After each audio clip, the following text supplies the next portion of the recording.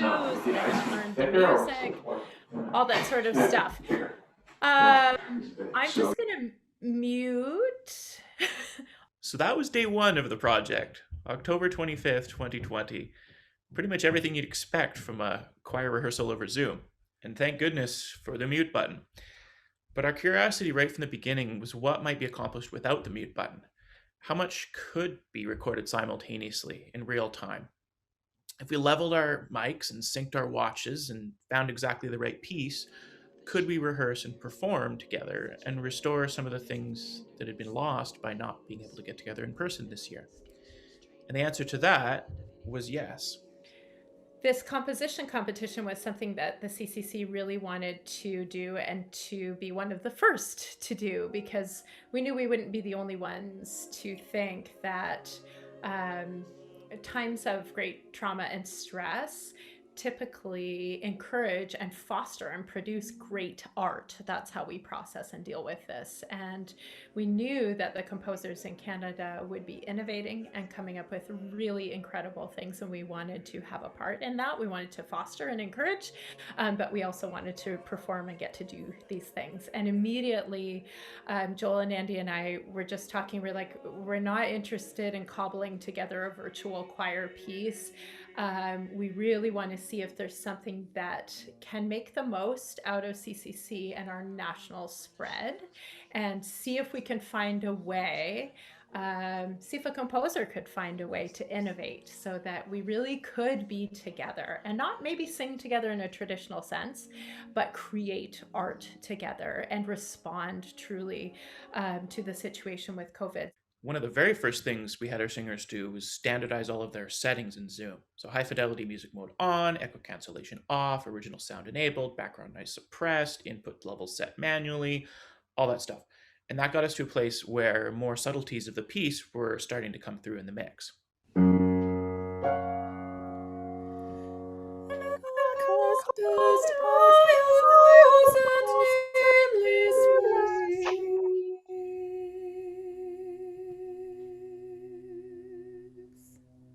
It's beautiful. It's interesting though that there are some voices cutting in and out more on, I wonder if it has to do with treble levels.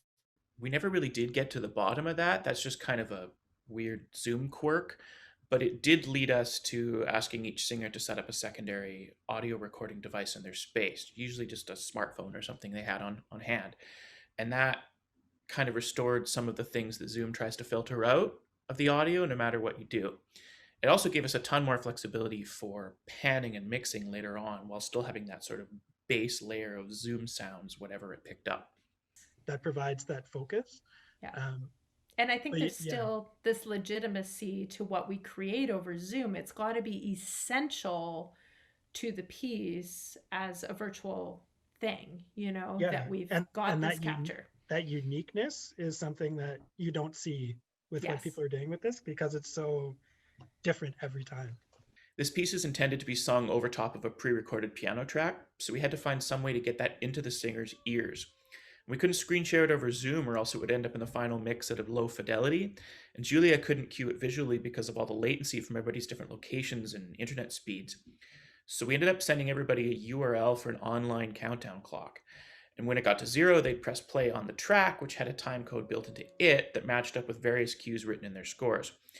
Most of the entrances, even in all the different vocal sections, are intended to be staggered, but there were several cutoffs that had to line up just right with the track. So we tried a bunch of different things, but the countdown clock got us the closest. I'm actually kind of amazed at how much reverse engineering it took in order to just make things look and sound fairly normal and unremarkable. Sort of like a Zoom meeting gone right, which is kind of a rare thing. So the backgrounds are probably the biggest example of the reverse engineering that we did. Everybody except for Deb, who performs the spoken word part, is actually singing in front of a green screen, even though all we did in the end was put back a picture of their own home right behind them. So if you think about it, the best internet connectivity in your house is probably not in the prettiest or brightest spot. So the green screen allowed us to focus the light on everybody's faces and not have to worry so much about their varied environments. Everybody has a couple of spare lamps kicking around, and green tablecloths are $1.25 at the Dollar Tree. And with those items, we were able to go from this to this in the span of one rehearsal. Once we'd finished recording the choir, there was even more reverse engineering still to come. We knew that we wanted to keep the gallery view of Zoom and have all singers visible at all times just so you could be absolutely sure that it was live. But we wanted to be able to move them around a little and break up some of the darkness with lighter elements that could fade in and out like a veil over top. We ended up cloning the video track 20 times and cropping a square for each singer out of the main Zoom gallery view and dragging them around the screen till we liked the layout.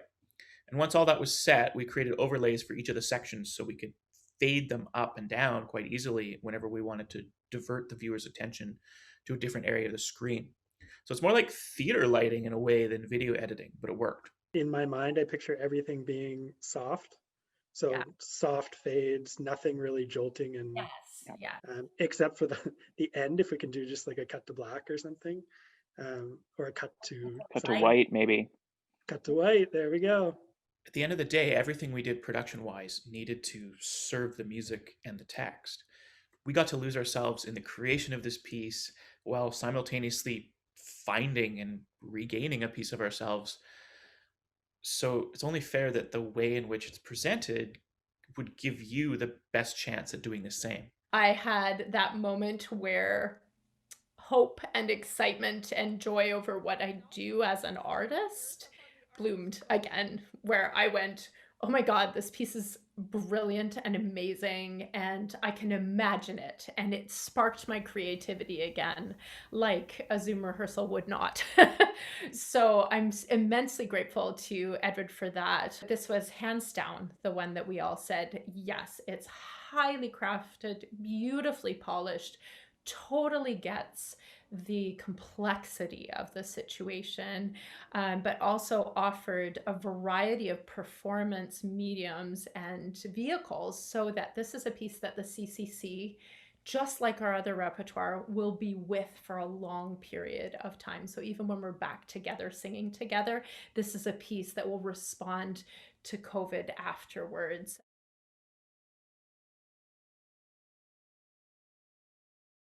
It's like huge hands coming out. Like if I conduct the way I normally conduct, it's like, ooh.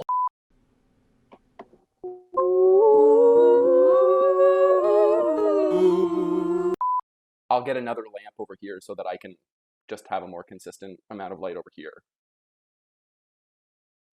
I can't hear you, but I wish I could. Whoa, Joel. Whoa.